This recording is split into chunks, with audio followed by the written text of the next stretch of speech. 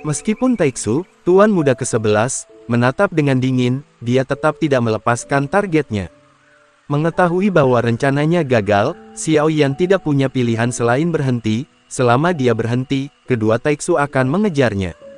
Dan ketika tuan muda ke-11 menjawab, mengapa mereka berdua tidak cepat bergerak hanya menonton pertunjukan dari pinggir lapangan, mereka hanya bisa langsung menutupi tubuh mereka dengan baju besi Void Guard hitam, dan mereka berdua bergerak menuju Xiao Yan bersama. Ayo, masih ada sekelompok pejuang Taiksu di belakang, semuanya mengepung dan menekan Xiao Yan. Sosok Xiao Yan terus mengelak, dia tidak pergi menemui kedua pria tangguh Taiksu itu. Xiao Yan tahu bahwa meskipun bisa membunuh kedua orang ini, memang akan ada lebih banyak pejuang Taiksu yang akan datang. Jika mereka tidak dapat menyembunyikan armor dewa palsu, mereka dapat membiarkan dan menciptakan prajurit Taiksu yang tak terhitung jumlahnya. Mereka adalah satu-satunya yang dikonsumsi, tetapi saat ini dia dan Chow Fan tampaknya benar-benar dalam situasi putus asa dan harus mencari cara untuk melarikan diri. Situasi Cimi di sisi lain juga tidak optimis. 11 tuan muda memegang pedang abadi 7 puncak dan memaksa mereka bertarung dengan seluruh energi dan darah mereka. Tapi Cimi adalah kekuatan tubuh abadi Baxing Yuan Shinki, dan tidak mungkin membunuhnya dalam waktu singkat. Hanya saja jika terus dikonsumsi seperti ini, cepat atau lambat dia dan Xiao Yan akan kelelahan. Sepertinya kita harus melawan mereka. Xiao Yan memiringkan kepalanya sedikit, dan melihat Ying Zuo yang mengaum ke arahnya. Xiao Yan tidak bisa terlalu memikirkannya sekarang, jika dia ingin pergi, dia harus membayar sejumlah harga. Pikiran Xiao Yan bergerak, dan di belakang Xiao Yan, udara putih pekat naik, dan bayangan hitam besar perlahan mengembun. Jiuyingmo Tianshu Snow Forest Giant Dragon dan Su Erkun 4 binatang virtual Ningxia keluar. Ada 2 dewa Taiksu di Lingsu.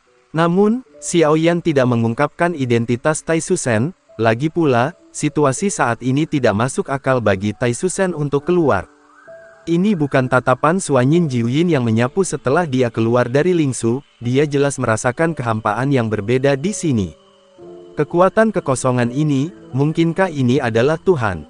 Ekstasi Jiuyin, kepala ular sanca Jiuke berkibar di kehampaan, lalu membuka mulutnya lebar-lebar dan mulai menghisap. Segera setelah itu, terlihat jelas bahwa aura Jiuying berangsur-angsur menjadi lebih kuat. Pasti perasaan yang familiar ya, perasaan kembali lagi memang mengasyikkan. Kepala piton Jiuyin mendesis, dan cahaya merah keluar dari matanya, luar biasa, auranya membumbung tinggi dalam waktu singkat. Xiao Yan tidak terlalu jelas tentang kekuatan spesifik Jiuyin, tetapi Jiuyin belum benar-benar meledakkan kekuatan aslinya untuk keberadaan seperti Jiuying, kekuatan puncaknya mungkin lebih kuat dari yang dibayangkan. Dalam sekejap, 4 binatang buas membuat semua tokoh Taiksu di sekitar mereka mengerti bahwa tujuan mereka keluar adalah untuk melawan Xiao Yan. Mereka berdiri di depan Xiao Yan, dan salah satunya ular piton Taiksu Jiuyin yang menyerang menggigitnya dengan satu gigitan, bunga api terbang kemana-mana. Pada saat yang sama, pikiran Xiao Yan segera bergerak, untuk pergi dari sini, dia harus menemukan cara untuk mencapai teleportasi di luar angkasa, dan satu-satunya cara untuk mencapai teleportasi sekarang adalah dengan menggunakan jiwa gerakan imajiner. Meskipun hanya jiwa ungu yang memerintahkan Xiao Yan untuk melarikan diri dari pengepungan Taiksu, itu seharusnya tidak menjadi masalah besar. Xiao Yan mengambil kesempatan saat ini untuk menggerakkan jiwa Sudongzi dengan pikirannya, dan langsung membuat Xiao Yan merasa bahwa jiwanya terus meningkat, seolah-olah dia menghadap ke kehampaan. Kemudian Xiao Yan melihat banyak domain megah, dan kekuatan jiwa dituangkan ke dalamnya. Setelah itu, tubuh Xiao Yan tiba-tiba menghilang, dan dia menghilang dalam sekejap. Hanya saja sosok Xiao Yan tidak benar-benar pergi, melainkan muncul tidak jauh dari ratusan sosok Taiksu. Kulit Xiao Yan pucat, alasan mengapa dia tidak menggunakan Sudongzi adalah karena dia tidak tahu banyak tentangnya, dan dia pasti tidak terbiasa dengannya. Tapi apa yang benar-benar membuat gerakan spasial Xiao Yan gagal bukan karena dia tidak terbiasa, tetapi karena energi yang kuat mencegah Xiao Yan pergi. Dia tidak berharap untuk mengetahui teknik kekosongan. Tapi kali ini, metode ditunjuk oleh saya sebagai pembunuh sudah diharapkan, dan kehampaan di sekitarnya telah dikunci dan dikunci. Tidak peduli metode teleportasi apa yang Anda gunakan, Anda tidak akan pernah bisa pergi. Saat Tuan Muda ke-11 melawan kekacauan, matanya tidak menjauh dari Xiao Yan, dia sepertinya lebih memperhatikan Xiao Yan daripada kekacauan. Meskipun Xiao Yan memperoleh jiwa imajiner, itu hanya jiwa ungu. Jika dia benar-benar memiliki jiwa utama dari jiwa imajiner, dia akan dapat berteleportasi tidak peduli apapun taiksu atau batasan lain yang dikunci ke Xiao Yan. Selain itu, kekuatan jiwa Xiao Yan tidak cukup kuat, sehingga teleportasi gagal. Pada saat ini, keempat binatang buas itu bergegas maju, membuat mereka tidak punya waktu untuk memisahkan diri.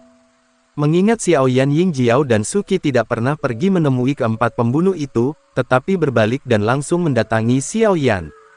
Sekarang 11 Tuan Muda telah memberikan perintah, mereka hanya akan berurusan dengan Xiao Yan terlebih dahulu di mata mereka.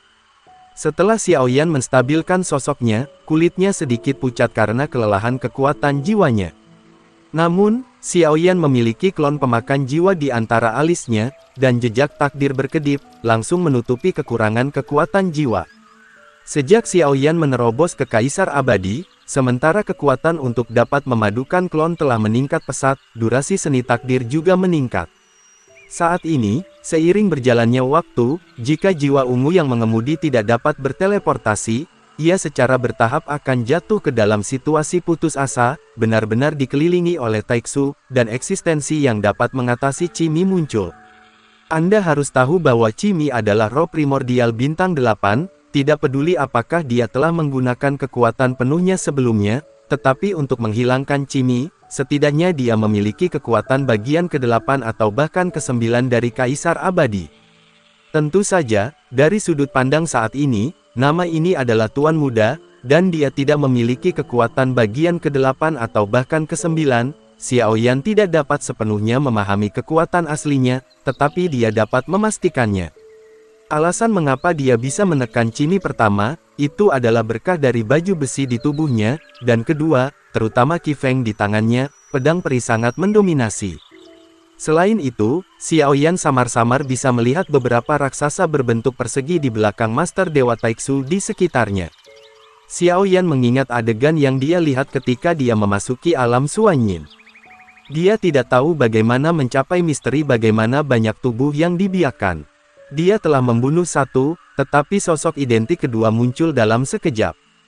Untuk Xiao Yan dan kekacauan, perang ini adalah perang gesekan melawan taiksu, tetapi pada akhirnya akan dikonsumsi, dan hanya mereka berdua yang akan runtuh. Jadi selama Zan Taiksu, cepat atau lambat, Xiao Yan dan kekuatannya akan habis. Dan menilai dari jenis pertempuran mereka, Xiao Yan dan tidak bisa menangkis dengan begitu banyak metode. Cara mengatasi situasi putus asa ini adalah dengan menggunakan Zichen Void Spirit Tower.